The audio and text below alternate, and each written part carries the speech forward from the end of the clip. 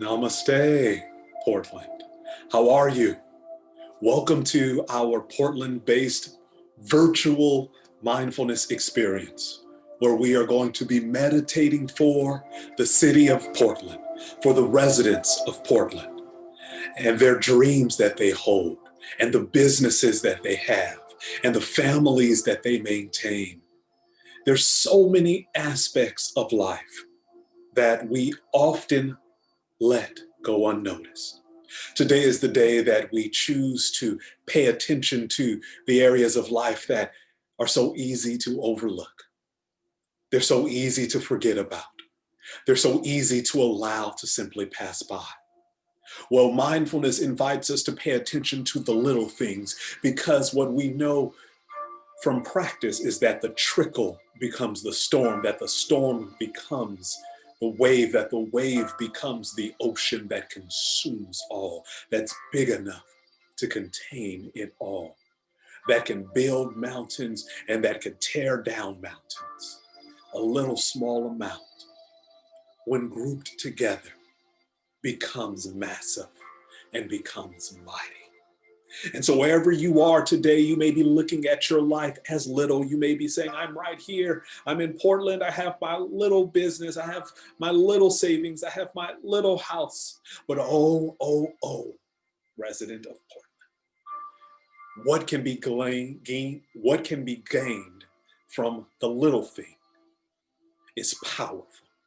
And we're going to be showing you about that today. So welcome to the very first city on our virtual meditation online experience, kicking it off right here in Portland. So thank you, Portland, for being the inaugural city. Listen, as we take this deep dive within, and for some of you, it may feel like we're entering into deep waters. I want you to know that I have every confidence in you and every belief that out of this, you will emerge stronger, that out of this will be a wellspring of power that will be released through you, that the things that have been imprinted upon your heart, that perhaps you've allowed to fade or become idle, will go front and center, and you will find the power and the capacity to build, to grow, because your harvest is waiting. And so, you may be asking, what exactly are we holding space for? We're holding space for you, the people of Portland. We are meditating for you, the residents of Portland. We are meditating for you and being mindful for you, for your benefit. That out of this experience, out of this consciousness, out of this vibration emerges a capacity, an ability for you to flourish in life. And so Portland has a population of just over 652,000 people. That's 652,000 people with dreams, with hopes, with goals, with desires, with families, with businesses, with gardens, with lawns and with bills and with mortgages. They have it all. And today we find a space and a container to meet it all. And the 1 year growth for Portland is 0.68%. That means thousands, tens of thousands of people are moving to the city, are saying that this is the place that I will call home. This is the space that I will nest. This is the space where I will build my family. This is the space where I will grow my business. This is the space that I will establish roots, that I will begin to say, this is the space that I will return to. And there's something powerful about the location that you return to, the one that has a significant hold on your heart, the one where you enmesh yourself into the civic life, the fabric of the community. So, to all of you who reside in Portland and are moving to Portland, this meditation, mindfulness practice is for you. And so the median income in Portland is $73,000. That means some people make above that, and then there are a significant number of people who are below it. The poverty rate is 14.9%. That's not an insignificant amount, right? It's not an insignificant amount. That means that there are people who are struggling to get by. There are people right now within the city of Portland who are trying to make ends meet, who don't know how they're going to pay their bills, who don't know how they're going to continue. And so we hold a space of compassion for those of you who are going through that experience. We hold a space that abundance meet your next step, that prosperity unfolds for you, that wisdom and compassion arises so that you, yes, you, may find ease and growth in life. The median property value is $451,000. That can be a barrier for many people at that amount. And for some of you who currently hold those homes that are appreciating in value, you may be saying to yourself, well, I'm property rich, but I'm cash poor. Or I have all this stuff, I've accumulated so much, but I still feel an emptiness. I still feel there's something missing. Well, this is the teaching that calls you to pay attention to those things that we often overlook, to bear witness in a gentle way and in a kind way. And so we hold a space for you, Portland, wherever you are on this spectrum, all 652,000 of you, all of you who are planning to move there, who are on your way there, all of you who are high incomes and those of you who are income challenged right now, for those of you who are struggling to get by, and for those of you who are riding the property wave, we hold a space for you all right here in this mindfulness practice. And so, what can we say to help ground and level set our practice? We can say this: living your best life is not enough. It is a popular phrase. It's sung in music. It's said in books. It's spoken about in TV. We think that that is the threshold of life. But the Dharma and mindfulness says that you are called to more than just living your best life. It's not enough. Living to make money is not enough. Yes, it's good to be able to pay your bills. And yes, we just talked about the poverty rate that you want to be able to provide and that you want to be able to flourish in life. But living solely to get up to make money, to go to sleep, to get up to make money, to go to sleep on an endless repeat cycle for 30 or 40 years until you get a watch, until you get a severance package, and you're saying goodbye, that's not enough just to make money. You are called to something more than just making money. And for some of you, the idea of being an influencer, right? To be able to gain influence among people, to be able to be seen and be heard and be witnessed, right? While those are needed human qualities, the fact is gaining influence is not enough, according to mindfulness. And so if that is your motivation to live your best life, to just make a lot of money, to gain influence, while those may be starting points, they're not enough. Mindfulness says that you're called to something more than that, something deeper than that, something fuller than that. Mindfulness calls you to a virtuous life, to a life where you embody the teachings of the Dharma, an awakened heart, an awakened mind, a nobility within you that is imprinted on your life. This is what you are called to. That's a high watermark. And the teaching of mindfulness says that in order to reach that place, in order to reach that threshold, you must cross the shore onto the other side. That you must cross the shore, past the doubt, past the fear, past the uncertainty, past the unease, to root yourself in the Dharma, in the harvest, in the field of becoming, in the potential.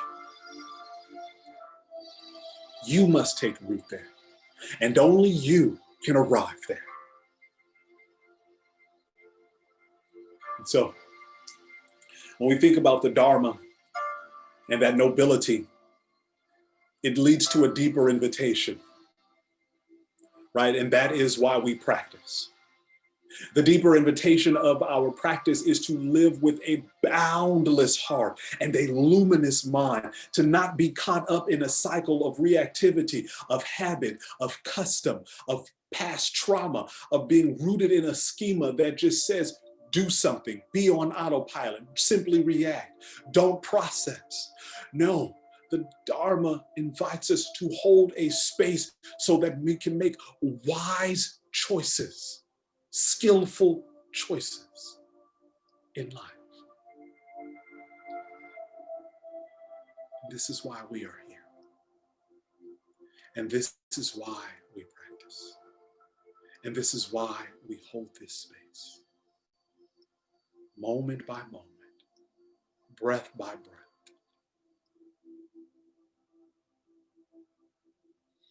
You are called to stillness.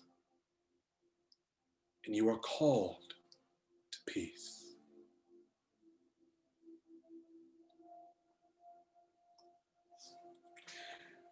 Shifting to the origin of our practice, this is really one of touching the ground of being. You know, the very first symbolic act of this practice was reaching down and touching the physical ground. And it was a metaphor for touching our essence, our very ground of being, that wellspring of power that resides within you, for touching your heart and awakening it, of illuminating it. And so this teaching emerges from the border region of India and Nepal thousands of years ago. And it spread north into Central Asia, and it spread into Southeast Asia, and it spread into East Asia. And these teachings, they took on different flavors as they encountered different cultures and different people who had similar needs, but different within the context of their society and with cultural views. And similarly, you are now the inheritor of this tradition that says you must reach down and touch the very ground of your being, because that is the origin story of this practice. There was a young prince from ancient India who was born into great wealth, great power, great privilege, great influence, great money, living his best life. But it was all contained inside of the palace walls, and he became curious to what was out there, what was going on out there. Have you ever just looked at your life and said, it feels like I'm in a bubble? Right? I wonder what's going on outside of my bubble. And so this young prince, he did that. And he encountered a lot of people, and he saw some things he never thought he would see. He couldn't even fathom, he couldn't even imagine. He saw some people who were very sick. He saw some people who were very elderly. He saw some people who were frail and dying. And these were things that he was often shielded from in life. And to see that, to be confronted with that, to see the full gamut of human experience, of poverty, of suffering, of all of it, to meet it all. How do you develop that capacity to meet it all? That is what this teaching of mindfulness is about. We take our seats in mindfulness, in meditation, so that we can meet all of the emotions, all of the experiences, all of the thoughts, all of the difficulties, all of the pleasures, all of the pains, all of those feelings of isolations and loneliness, but also the successes and prides and joys, all of it. We have to meet it all because it's a through line through our lives. And so we begin again. We begin again to establish within ourselves a wellspring, a reservoir of power, a capacity to endure, to move forward, to move on. This is our practice. This is what we do. And so, just as you can see in this map, the teaching spread all over Central Asia, Southeast Asia, East Asia. And now it's spreading wider, more and more. It's spreading right here to you, right here in Portland. And the question becomes, what do you now do with that teaching? Do you do what you often do in life? Hear something, put it on the shelf, compartmentalize, file it away? Or do you choose to touch the very ground of your being, to get acquainted with your essence? That's our practice. And so the origins of mindfulness are quite simple. And that is one person choosing to see beyond their known world, choosing another way.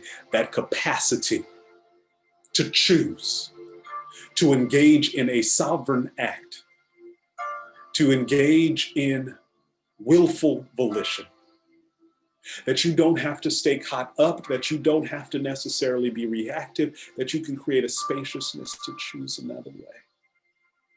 Hold this space. Maintain this container. Meet whatever arises and tend to it all with equal measures. Those are the instructions of our practice. They are the roots of our practice.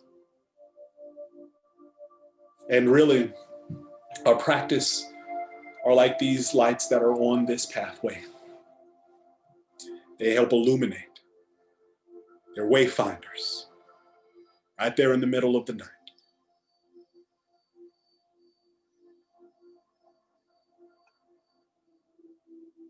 And so let's meditate, Portland. Let's practice. Coming into an upright and comfortable seated position. Just sitting in that for just a moment, that authority, that strength, that resolve. Taking a deep breath in, inhale. And release. Inhale. And release. Inhale. Release. And we're doing this simple mindful movement to prepare for our meditation, to set the stage. We're going with it. We're taking that deep dive.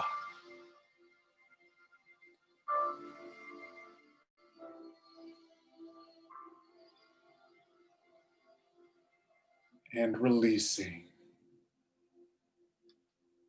Taking a deep breath in, inhale.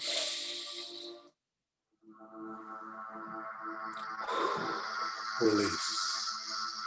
I invite you to call yourself to stillness as we begin our meditation. Coming into an upright and comfortable seated position, allowing your left hand to support your right, thumbs curling up until the tips touch, placing your hands gently into your lap, closing your eyes if it's safe and comfortable to do so. Taking a deep breath in and out to settle into your meditation practice. Portland, this meditation is for you. Portland, we hold a space for the difficulties, for the longings, for the sadness, for the joys, and for the hopes. We hold a space for the ambitions that you hold, for the dreams you've deferred, for the vision that is manifest within you.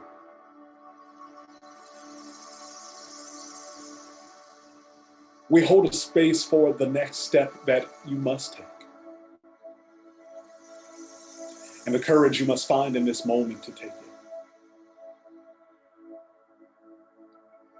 We hold a space for the uncertainty and the doubt that you must cross in order to achieve.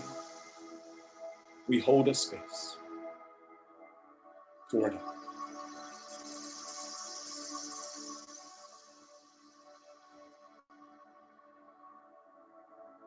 And with that, I extend our ennoblement blessing.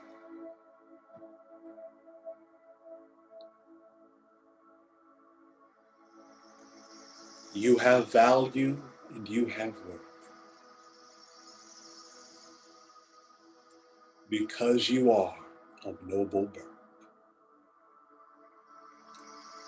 And with this breath, you will awaken to all that's possible within your life. May you lead and achieve. May you lead and achieve.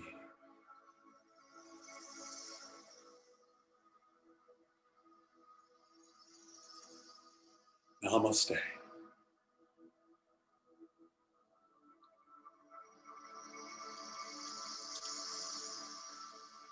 I'm affirming the dreams that you hold. And I'm affirming the person who holds the dream. And I'm affirming the values that guide the person who holds the dream. And I'm affirming the intention that sparks the values that guide the person who holds the vision. May you be met with abundance. May the field of possibility and potential grow. May you see a resolve of strength emerge. May you trust and find a bond right here within this moment. May you lead and may you achieve in life.